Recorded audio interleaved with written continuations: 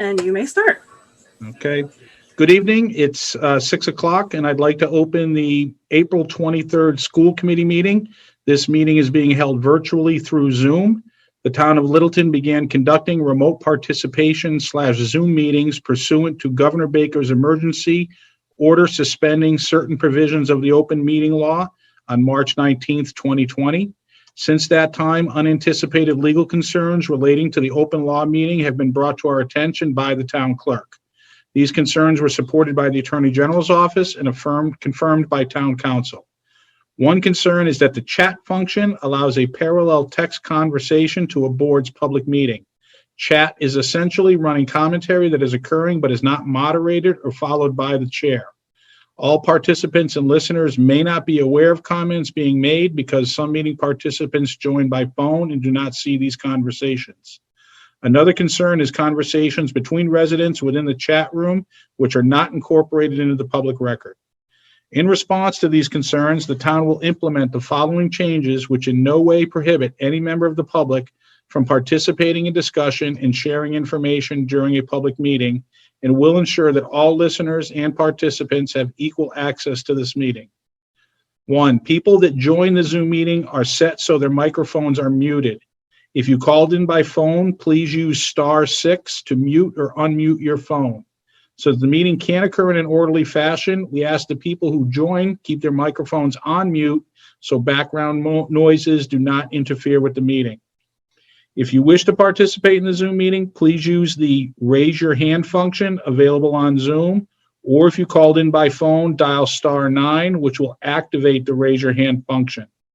The meeting host will notify the chairperson of the raised hands, and the chairperson will determine whether and when to allow public comment. When called upon, participants should unmute, then state their name and address. After speaking, we request that the participant return their microphone back to mute. So that covers the official notification that we are conducting this meeting online via Zoom. I would like to ask that everyone indulge us, as this is only our second meeting using Zoom, and it's only our first meeting where we're simultaneously broadcasting this live through LCTV, who we would like to thank for their hard work with all of the boards and committees getting this stuff available to the community through our community television network. We may very well have some minor bumps in the road as we conduct this meeting, but we will do our best to catch it up. But we do ask that you bear with us. I'm just going to quickly pull up our agenda. All right. And we are called to order. We will dispense with the Pledge of Allegiance, given the awkwardness of the way we're meeting. Looks like we do not have a consent agenda or oath to bills and payroll. Before we get started on the budget discussion, which is the main purpose for having this meeting, I would like to, obviously we all heard this week that we will not be, per order from the state, we will not be reopening schools anytime during this school year.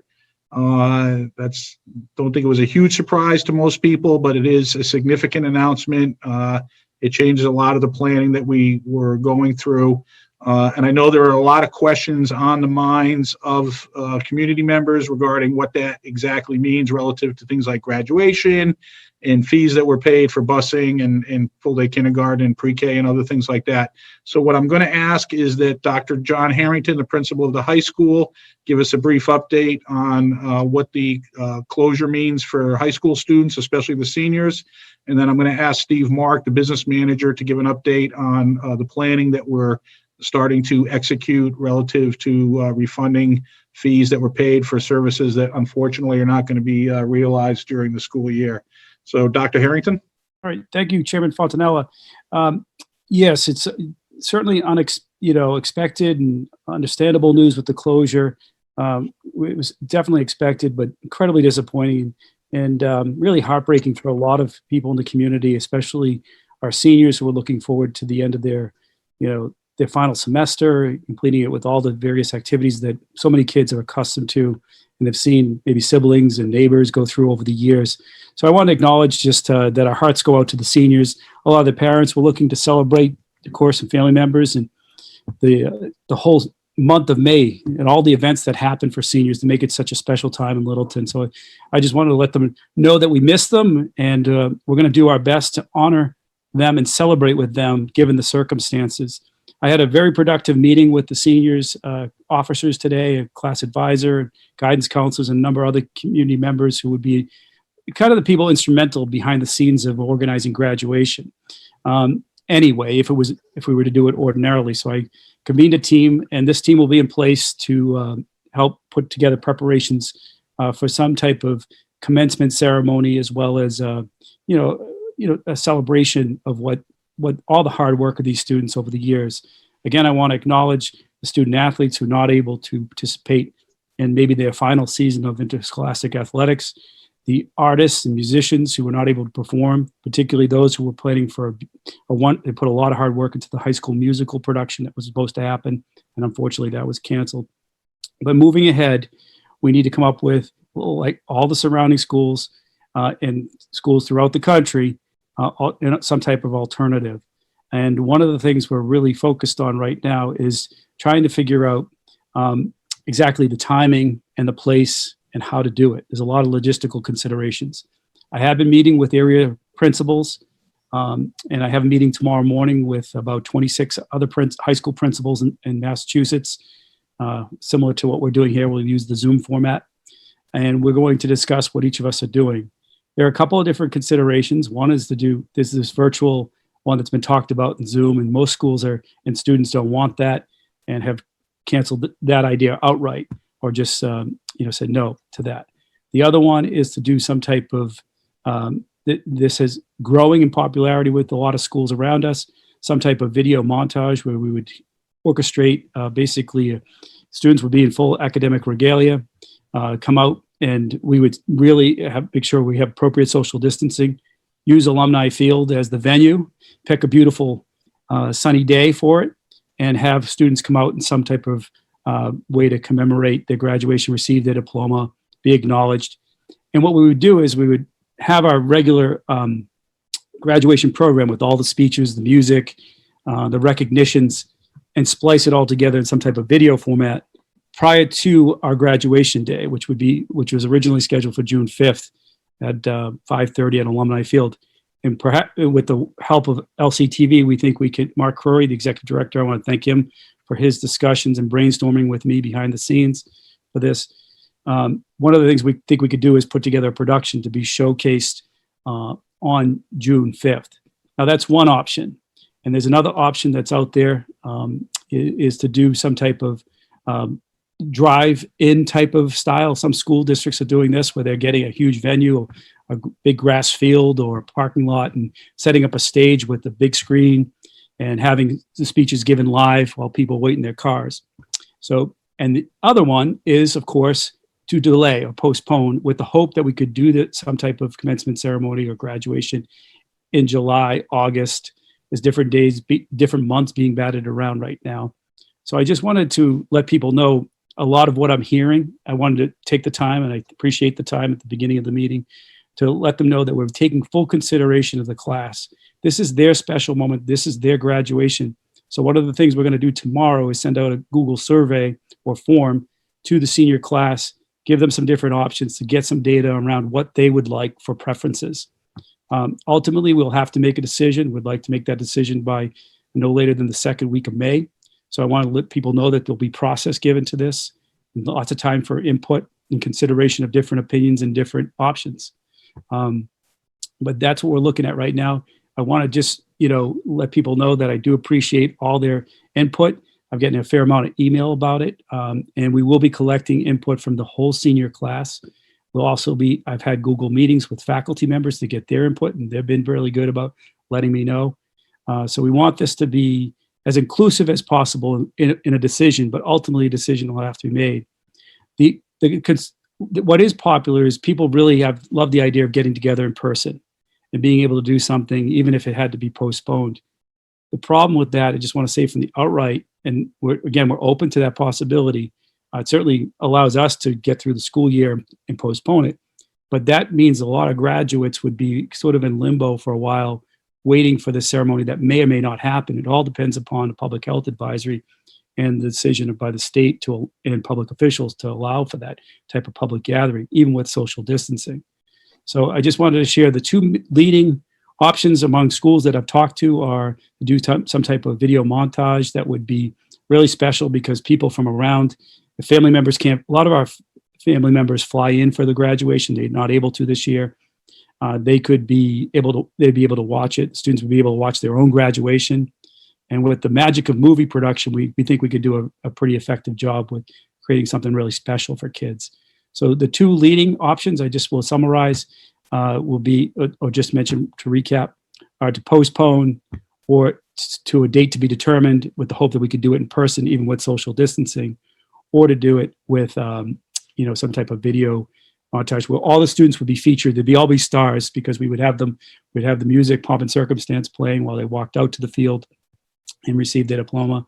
And then we would do some type of compilation of all the speeches and music. Thank you for the time, and I'm happy to answer any questions and share additional comments or ideas as they come up. Dr. Clenchey, do you have anything you want to add to that before we see if there are any questions or comments from the school committee members?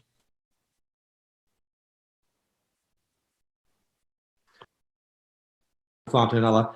One thing, Dr. Harrington, that we had briefly talked about in the many conversations that we've had is if we were to do some type of video graduation, there may also be an opportunity later on in the fall or August or sometime when we can get together to have another celebration. It wouldn't be a full commencement ceremony or a graduation ceremony, but at least we could get together as a group and send our seniors off in a unique way.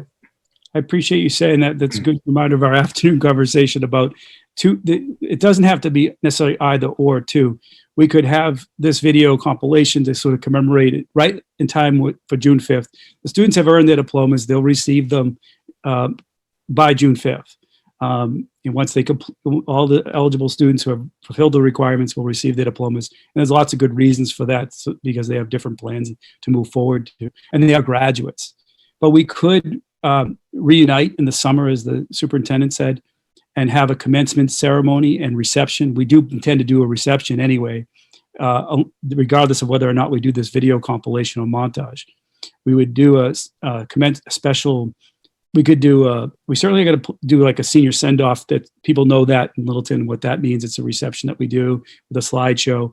We think we could do that in July or August anyway, with because hopefully there'll be some relaxation of the restrictions around social distancing and large gatherings of people. And then we could do what the superintendent said, which is have some type of ceremony, perhaps even either at alumni or one year we had to have graduation behind the high school on the grass field because of construction of the alumni field. And it was really nice. It was a beautiful night, and the venue was perfect, surrounded by trees. We could do something really special and have all the kids assembled on the field of their high school, or we could do it at alumni if that was their wish. So I don't think, I think we might be able to do both, but I don't want to necessarily miss the opportunity to do some type of special celebration leading up to June 5th, because, there is some risk involved with delaying, putting everything forward to July or August. It might be minimal though, because obviously we need to do a lot of things in July and August to move forward as a community and as a country. And I do think, some schools are even mentioning the fall as a possibility. And I think that's just so far away for so many kids have moved on to their college or their career, and some kids are moving on to the military. So people will be dispersed, and it will be harder to get people back together. So I'm certainly leaning towards at this point, sort of what the superintendent said of doing something that would be really a strong, a really positive celebration in the summer, but doing some type of video thing so they could have something special on graduation night to really enjoy with their families, because they've been robbed of that because of the pandemic. All right, thank you. Are there any school committee members that would like to offer any comments or questions?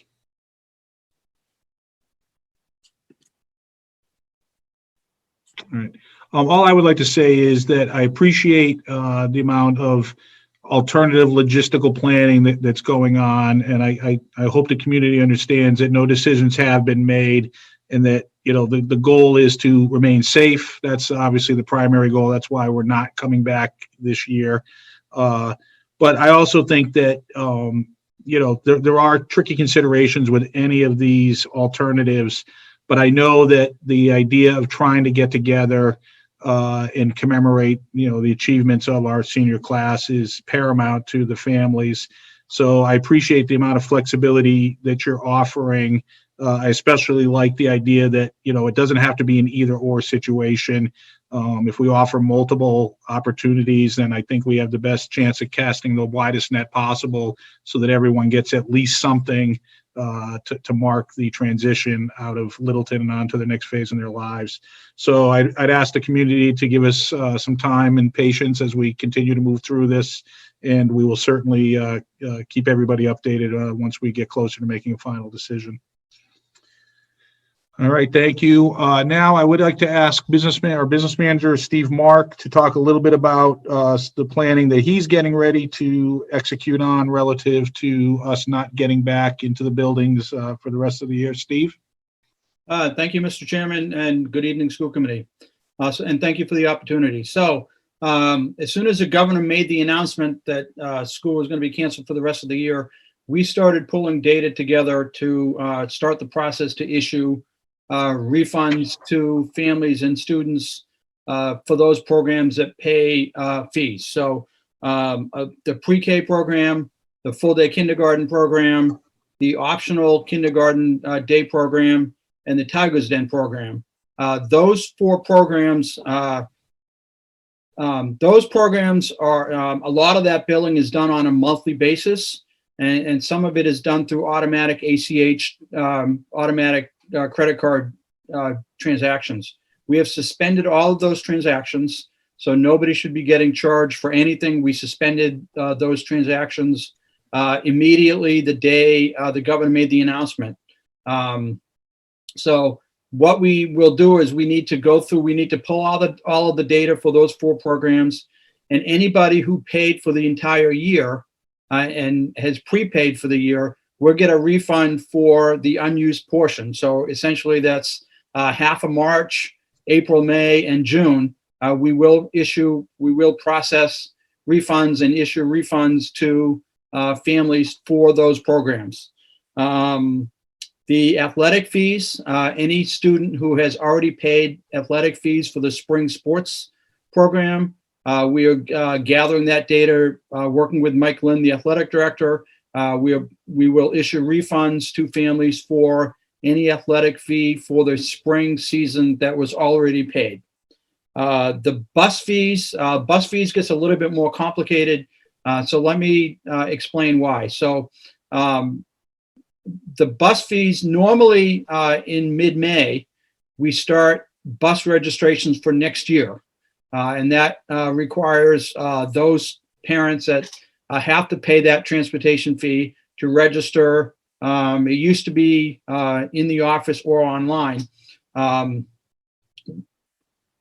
We decided what we're going to do is we're going to move forward with that bus registration process for next year. And separately from that, we're also going to pull the data for this year. And those families that paid the transportation fee, they will receive a refund. Again, it's prorated from mid-March through the end of the year. They will receive a prorated discount, prorated refund for the bus fees for FY20. We're going to leave those as two separate transactions. So there may be a situation where a family has to go online and register students for next year and pay the fee for next year and not have received the refund yet for this year. And I apologize ahead of time. We are pulling that data as fast as we can, and we will start that refund process for the bus fees first, because we understand that there may be that timing issue, but we decided to leave it as two separate transactions. It's a whole lot cleaner. Parents can understand what the refund is, and then they can still go on and register for the buses for next year. The bus registration process will open sometime in mid-May. We haven't set the exact date yet. We're changing it a little bit due to the shutdown. I'll probably do a blast email or a all call to all of the students in Littleton when that process opens. We will also have the principals put that information in their newsletters when that bus registration process is over. So again, I apologize to families ahead of time that they may have to register for the bus for next year and pay a fee and not have received the refund for FY20 for the buses. I apologize, but we will do that as fast as possible. But we're going to leave that as separate transactions so it's cleaner and easier for both town staff, cutting checks and all that kind of stuff, and the online registration process. So it's going to take some time to process all these refunds. Unfortunately, they're going to be manual checks. We cannot issue credits back through for those people that paid online. The Unibank system does not allow that. And a lot of those are ACH transactions, checking account information. We don't retain that information. So it will be manual checks being mailed to those people that are receiving refunds for the various programs. We'll work through that as fast as possible and get those refunds back to people, but it will take some time to process all the different programs and issue those checks. I'd be glad to answer any questions. All right, thank you. Superintendent Clenchey, do you have anything you want to add to that before I open it up to school committee members? Just that we've been working hard to put this process in place. As you can well imagine, there's a lot of things that we need to do to make sure that we implement a seamless process. I just want the public to be assured that we will be refunding those fees for services not rendered, and we'll do it as quickly as possible. Yeah, and one more thing I'll add. If a family hasn't received a refund and they think they should be getting a refund by the start of school next year, please call my office. We hope to have those done much sooner than that. But if it gets to middle of August or the end of August and they still haven't received a refund and they think they're due one, please have them send me an email or call my office and I'll look into it and get back to them. All right, thank you. Are any school committee members that have any questions or comments regarding that? Yeah, Mike, this is Daryl. So I know we need to get the registration proceeding, in the near term thing there. Can we defer collection of the deposits until like July 1st or August 1st? Because for two reasons: one, you're processing the refunds, and two, some families may have some economic impacts with temporary furloughs or other job impacts at this point. We could do that. The normal process online when they register online is to pay that fee when they register. We can certainly look into what that process is and how they register without going through that payment process. If there's a family that needs to register that is having financial hardship, we can work out a deferment on the bus payment until the fall. We can work that. I would just have people contact me individually via email and let me know. So Daryl, you're raising a good point. And Steve, I would ask that I appreciate that obviously we're going to do what we can to support our families, and we'll be as flexible as necessary. However, I think Daryl raises a good point. I would like us to have you take a look at the online system and make sure and see what we can do to be proactive in that regard instead of reactive. I know that when I administer the website for youth basketball, that it allows people to register and not process the payment. And then they can either make the payment later, or they can contact us if it's a scholarship situation, or we go after them if they just forgot to pay, and we make sure it gets resolved in the end. It doesn't necessarily need to go payment does not necessarily need to go hand in hand with registration, at least on that website. So if we can do some research and you could get back to the school committee and let us know what our options are, I think Daryl raises a good point. I think we should try to be as proactive as possible and not necessarily put it in the laps of our families to have to drive that process.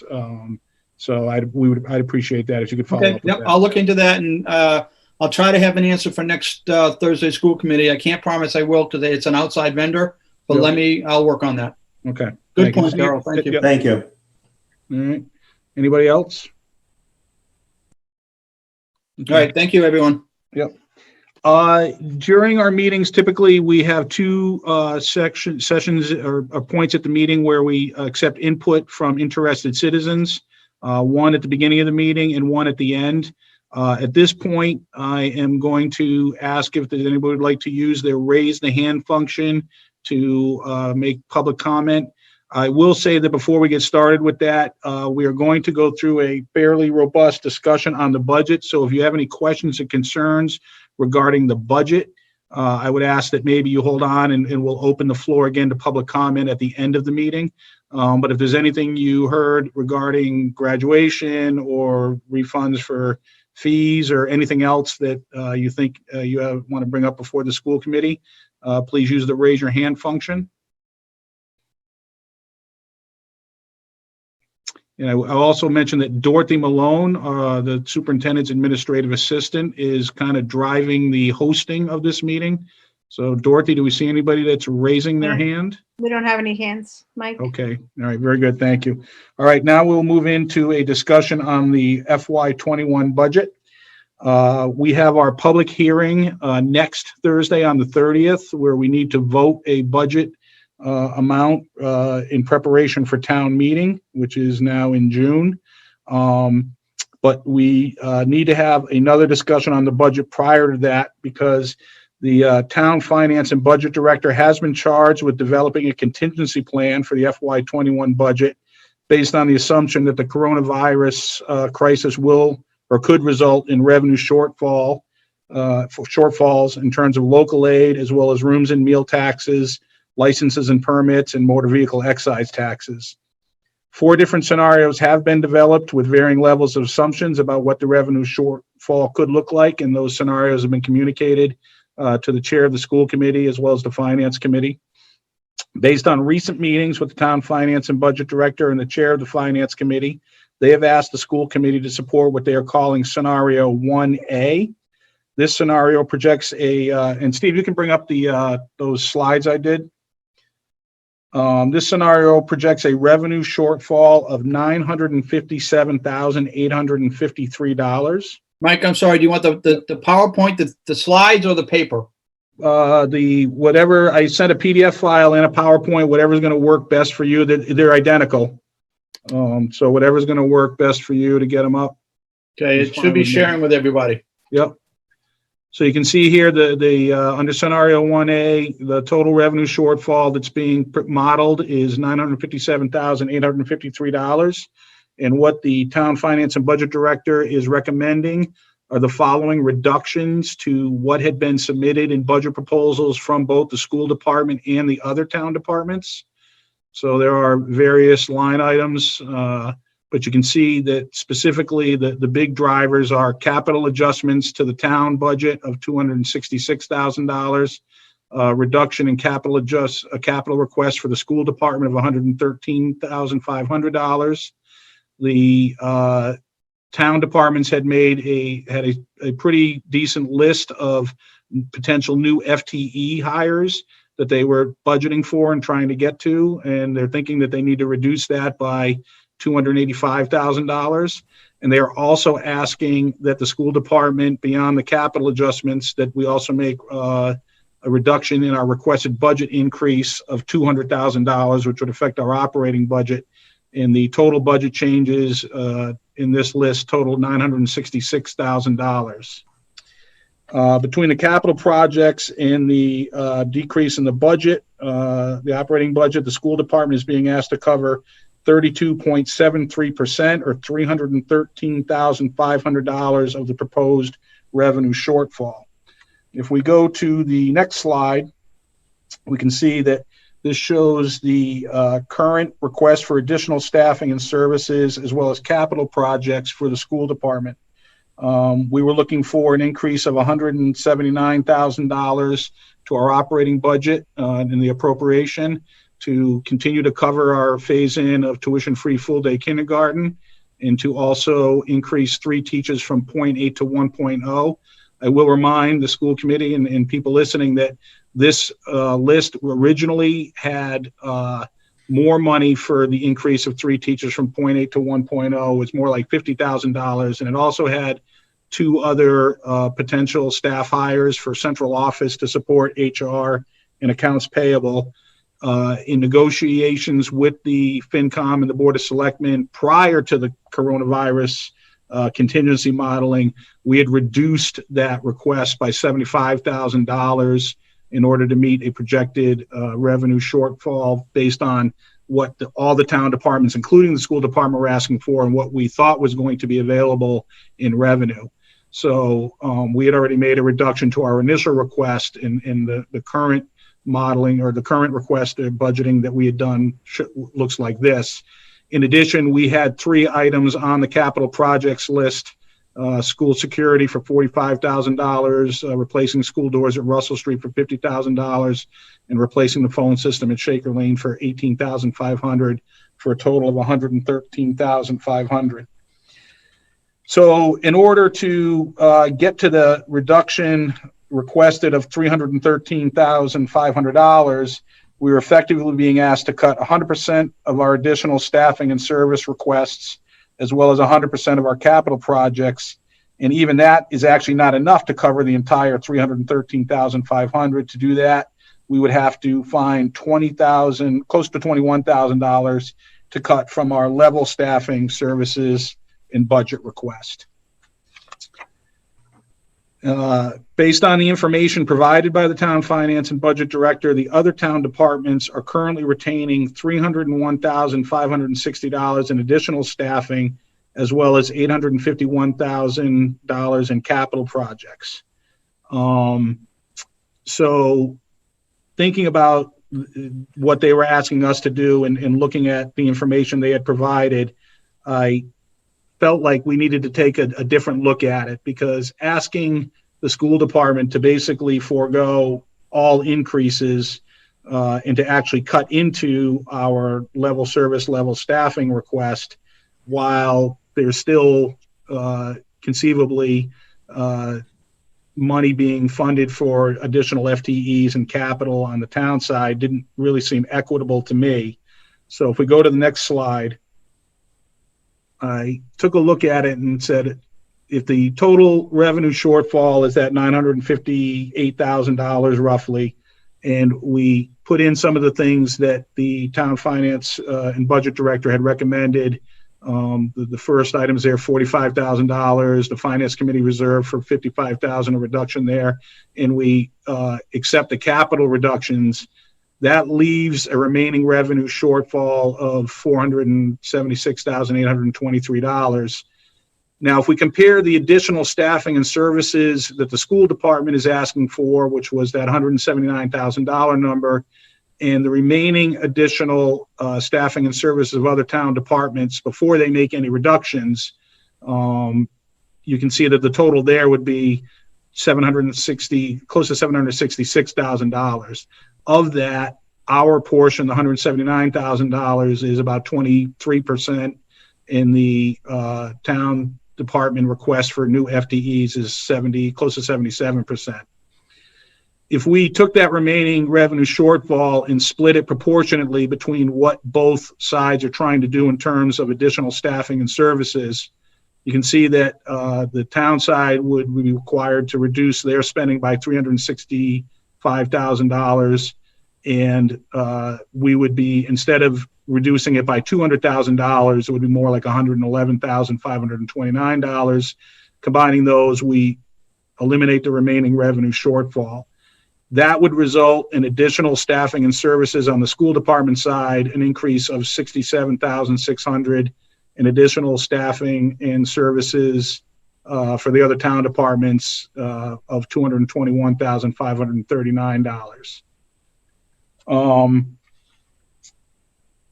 Doing that would result in the school department's request for additional staffing and services to be reduced by 62% to that $67,600 number, and the capital projects would continue to be reduced by 100% to $0. The other town departments' request for additional staffing would also be reduced by 62% for a total of $221,539, while their capital projects would be reduced by 24% to $851,137.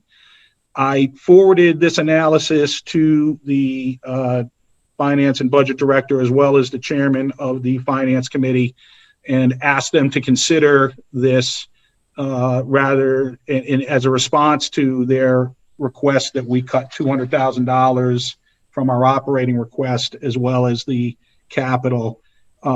We are posted for a joint meeting on Monday with the Board of Selectmen and the Finance Committee. So I anticipate that this will be discussed along with their own interpretation of the contingency planning being proposed by the town finance and budget director relative to the coronavirus crisis. So nothing's been decided. There is still quite a bit of dialogue that has to happen. But obviously, as we get ready to prepare for our public hearing next Thursday, we need to have a discussion about it, and we need to be actively participating in that meeting on Monday as we continue to drive this process forward, ultimately to get to town meeting and make a determination of what the town meeting thinks the town is going to be able to do in terms of the budget for FY21. So before I open it up to input from the other school committee members, I would like to ask Dr. Clenchey if what his thoughts about this are. Thank you, Chairman Fontanella.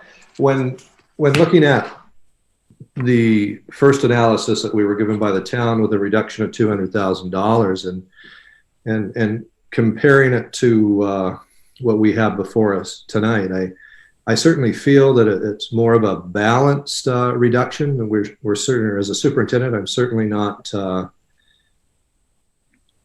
disputing the point that we do need to do something as a result of anticipated lost revenue as a result of COVID-19. But I feel that the second model that's presented is far more equitable for all departments. So we've worked hard every year to keep our budget increases to a minimum for a number of years, and this year was no different. If you look at our additions to staffing, it was minimal. We were looking at 3.2 FTE increases plus part-time HR and accounts payable person. We have been shouldering increased responsibilities in terms of those two areas at central office, and in the time that I've been superintendent and prior to that, even though we contemplated adding staff, we never were able to come up with the funds to do so, and that's over 9 years now. And we really felt that it was time that we did something to increase our staff in there. But something's going to have to go. Again, I think the second scenario that was presented tonight, certainly in my opinion, represents an equitable solution to the challenges that we face. All right, thank you. At this point, I'd like to see what input, questions, or comments from fellow school committee members. If you don't mind, I'll go first. Mike, first of all, appreciate the effort that you put into pulling out all of the numbers out of the various scenarios here. I'm a little, I guess, disappointed in the fact that we're working negatives off of an unapproved budget request versus the deltas from our current request there for it, because even the scenarios presented back from the town represent other decisions that are not on the table for discussion relative to budget pieces there.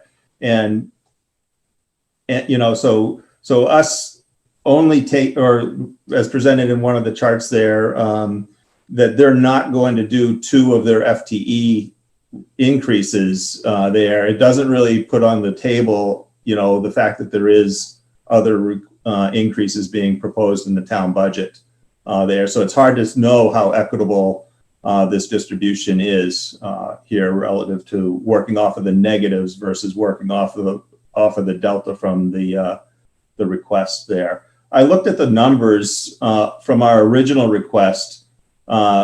even, our original request, I think, was a 3.6% increase there. That was all in with the additional services as proposed in our February discussions there. And again, the way this analysis is presented from the town, I don't know what the town's increase is at this point. And and I guess some of those, I'm trying to understand when we make sure that we have visibility into all of the equity issues associated with the budget. Maybe that will come out on Monday during the other discussions there. But I really appreciate the analysis that you did and at least the initial counter proposal that you've provided back to the Board of Selectmen. All right. Is there any other school committee members who'd like to make a comment? Yeah, Mike, I also want to just thank you for putting that together. I think just on the face of it, there does seem to be inequity there. Again, like Daryl said, I think we will find a little bit more out on Monday, but just looking at it, it does not, that scenario that was sent to us seems unfair, that the school committee is asked to take the brunt of it. But I'm willing to suspend my all my feelings on it until we hear more on Monday. But I thought your plan was very equitable and seems fair. All right. Jen, any comments or thoughts? I just want to say, again, this has been very difficult for anybody involved to start putting together any of this information. I don't know how, anybody can do it in these days and how to expect and predict anything that is to come. So thank you for doing that. I think we'll just have to keep working with the town to make sure that we have the best information to make these decisions. But I think I'm in agreement with what you've been doing. So thank you. Daryl, I appreciate the point you made about making sure that, we get to see, and when I say we, I mean everybody, the FinCom, the Board of Selectmen, the school committee, as well as the public, how and I don't know that we need to integrate all of the 4 scenarios that Cheryl put together, but if we think that there's one that we're driving towards, I do think it is very important that before any final decisions are made by any of the boards or committees, that we see how that particular scenario is integrated into the overall budget proposals, the way they were represented back in February when things looked a lot rosier. Because I think you're right. I think that there may be other opportunities for going in different directions. Having said that, the most recent meeting that the Board of Selectmen and the FinCom had when they started to initially discuss this type of contingency planning, Alan McRae on the FinCom made a good point that we may very well need to consider not doing any additional services and staffing for anyone until we know what's going to happen with potential revenue shortfalls. At this point, to Jen's point, this is all extremely conjectural. And that's why Cheryl had to put together 4 models. She did 3 and then felt after getting some more information from other sources that maybe a 4th one was necessary. But it's still conjecture, it's still modeling. And what we're being told is we won't get any real idea of what the revenue stream is going to look like, especially from local aid, until July or August. Now, obviously, we're going to have a town meeting. We're striving mightily to have a town meeting prior to that. And that's normal. That type of timing is very normal, where we have to make determinations without really knowing exactly what's going to happen. The problem is the volatility of the uncertainty this year now at this point is obviously ridiculously higher than it typically is, which means that trying to make these determinations, it's worthwhile to go through this exercise, but asking, one side of the budget to make a higher sacrifice while the other side is still conceivably adding, some staffing or services is difficult.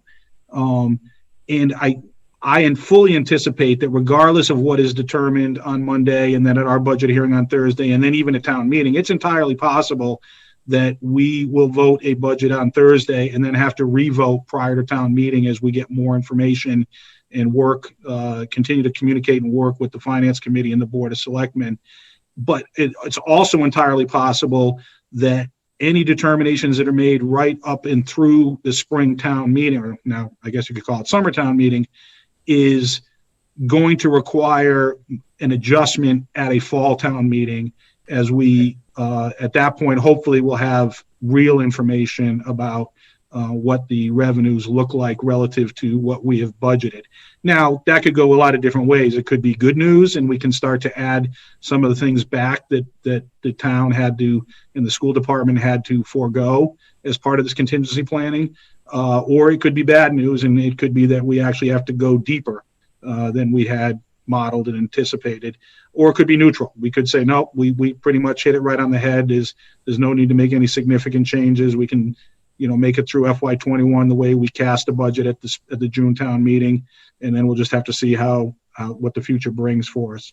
So there's a lot that's going to happen. There'll be a lot more dialogue and communication, a lot more meeting with the three boards as we continue to move through this process, even through the June town meeting.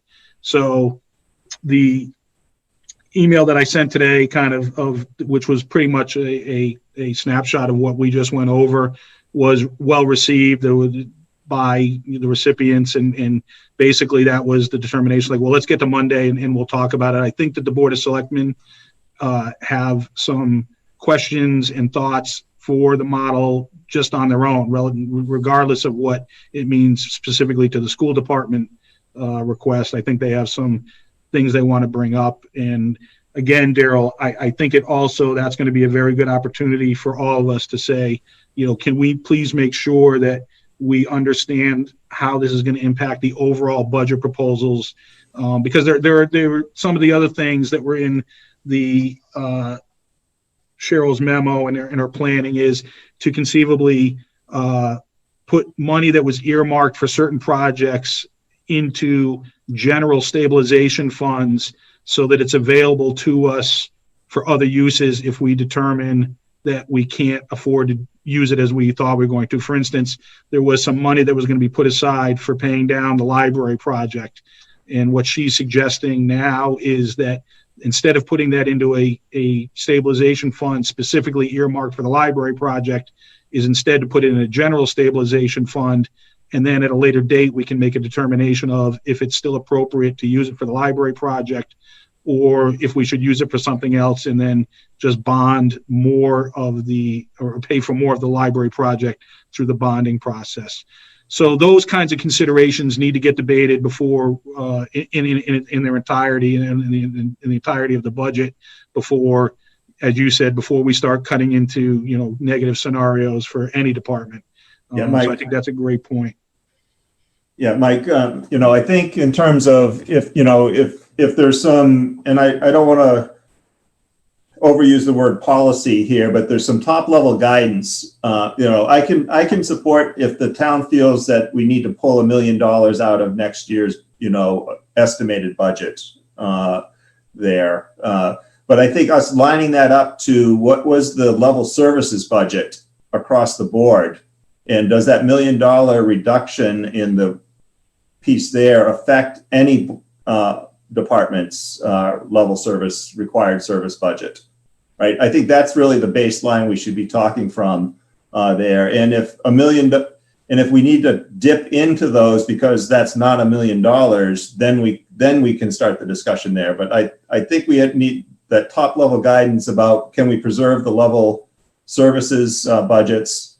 Can we preserve, should we pull all discretionary funds and hold them in either stabilization or free cash, are some top level policy things that could be decided before the micro budget decisions get made on a line item basis there. And I think that would be much more clear for folks in terms of how we're trying to hold enough in reserves to make it in case the state revenues don't match our expectation there.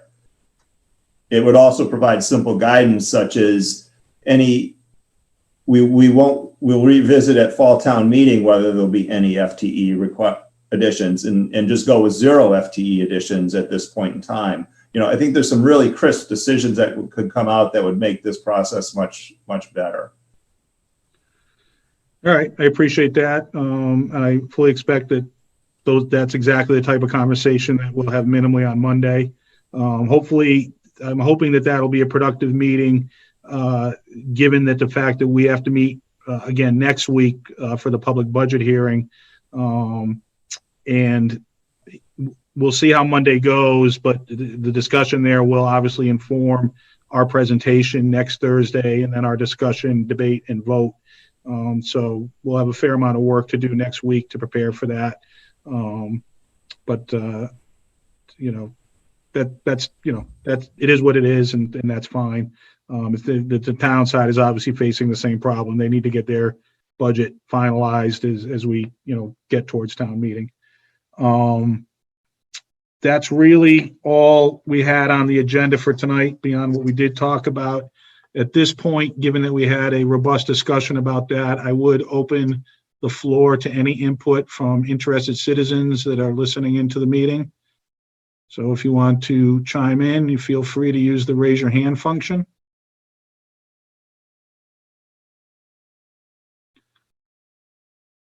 Dorothy, we seeing anybody or are we good? See anybody, Mike? No, I just scrolled up and down. I wanted to make sure. Okay. I thought John Harrington had his hand raised, but it was just a paw on his shirt. All right.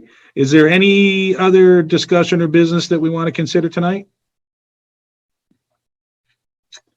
All right. Hearing none, I will entertain a motion to adjourn. We do not need an executive session tonight. I will say that if we before all this cascaded around our heads, we were in active negotiation with the LEA.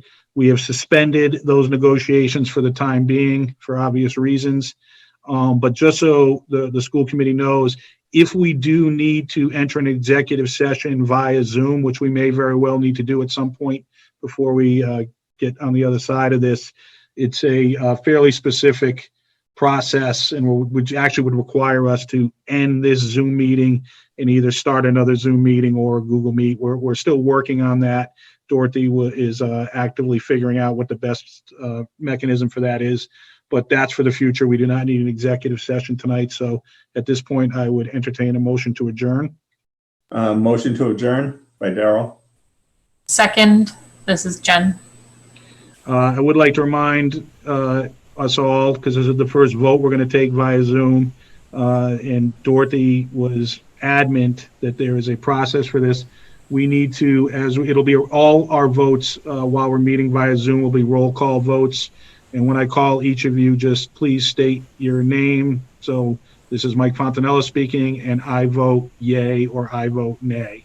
So at this point, I will start the roll call vote for the motion to adjourn. Daryl? Daryl Baker, yes. Jen? Jen Wilson, yes. Matt? Matt Hunt, yes.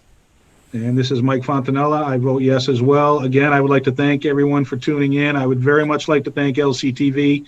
We did a training session on Tuesday with Judy and Kirby.